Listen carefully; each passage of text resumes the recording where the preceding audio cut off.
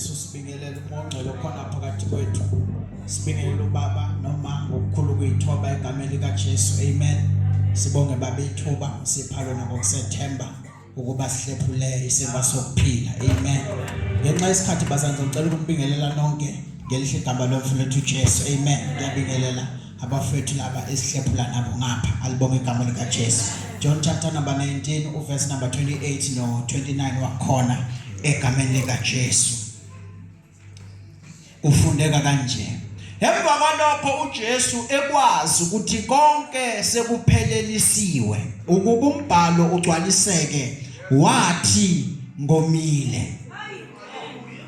Kwakubeke khona isitsha sigcwele uvinika, khona baxhoma ilula ligcwele uvinika othilwe hisopi baliyisa emlomeni wakhe. La sifunda khona bazalwane izwi lesihlanu uJesu elenga esiphambanweni sheshe uqhaqhazela mfethu zenzohlala phansi egameni likaJesu. Izwi lesihlanu uJesu alishoyo esesiphambanweni. Alibonge igama lenkosi. Na kufanele siqale sichaze ukuthi why uJesu engakhuluma izwi elilodwa bese yafa, why ekhulume amazwi ayisikhombisa uma ekesiphambanweni. Number 7 bazane eBhayibhelini, it is the number of perfection. Alibonge igama lenkosi. Leli gama elithi perfection ubulisa kwisGreek uzolithola ukuthi lithi katatismos.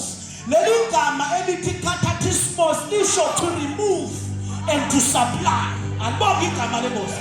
So uma uJesu ekhuluma amazwi ayisikhombisa nje akakhuluma u70 kuphela kodwa uyaphelelisa wenza iperfection kaJehova. Iperfection kaNkulunkulu ubuyisa kwisGreek isitshela ukuthi to remove and to supply. Uyakhipha ebese ngashiya uend ebese supply. Uyaskipha zonweni, uyaskipha mthethweni wesono, uyaskipha elahlweni ebese supply ngeqiniso ebese supply ngegama eliphakamisileyo wathi uJohane bonke abamamkelayo wabatha amandla wokuba babizwe ngabantwana to remove and to supply. Umufunda lencwadi ithi uJesu I am thirsty. Uyakhuluma uJesu uthi ngomile. Batatazela babheka amanzi awekho kanti khona uvinika. Ngikhona kodwa bazalwane kanti abazi ukuthi uyakhotha amazwi ugcwalisa isiprofeto esakhulunywa uDavid. Umufunda incwadi yamaHubo 63 uverse number 1 namaHubo 69 uverse 21. Alibonke igama lenkosi. Uyagcwalisa nawo leli gama elithi test uma ulisa kwisHebheru uzothola ukuthi leli gama lisho ukuthi tsamen. The word tsamen means I am suffering. uJesu wayengomela amanzi, uJesu wayengomela imphefumulo, uJesu wayengomele uvinika abamnikeza wona. Kodwa njengoba ethi I am thirsty, ubuliso liminakhe lesAramaic, ubuliso liminakhe lesiHebheru yamemeza uthi I am suffering. Uthe ukhuluma uSiyoni wathi ungashaya bonke abantu kodwa ungavumela ukushiya uJehova ngoba ngeshiya uJehova iletha usizi, iletha suffering. Ingakho beqeda ezwa i-disconnection phakathi kwakhe nobaba wakhe usakala memeza ethi I am suffering because out of his presence there is suffering.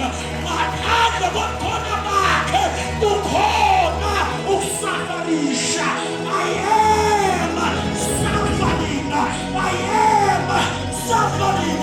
Ukhathazeka kanjani wena Jesu indodana kaNkulunkulu ukuthi laba abazalelwe esonweni ibona sebesondele kuBaba, mina ngaphela kuBaba.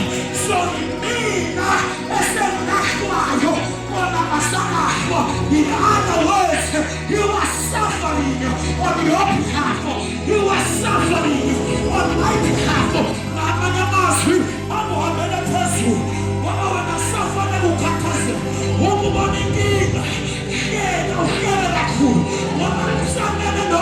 ikhathaze akuyona yakho. He already suffered on your behalf. Sicknesses come on me.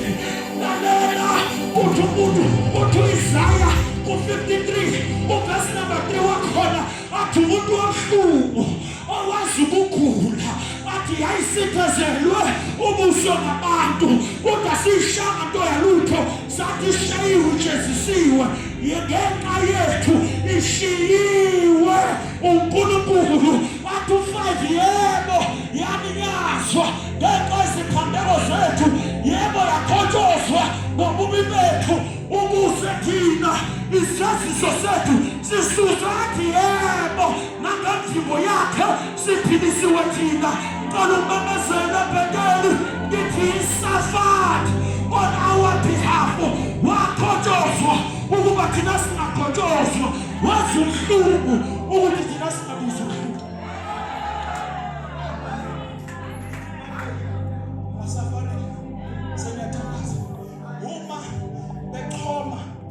Bexhoma ihiso waNjesu sesiphambili emnikeza ihiso ingenxa yokuthi uma abantwana baka-Israyeli bezophuma eGibhithe lithi iBhayibheli bathatha igazi balifaka emcengezini.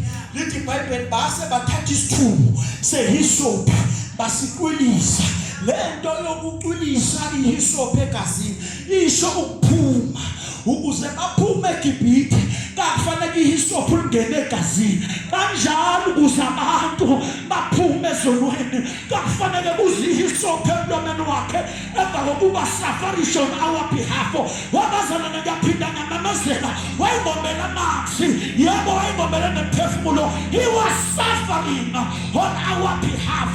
He was suffering so that nasingabe sahlupheka lokho kuyizinkathazo uthina kumele sibilethe kuye. Ingakho wozani kimi nina nonke elikhathele nemsindwayo ingenxa ukuthi yena vele kumele asafarishe on our behalf.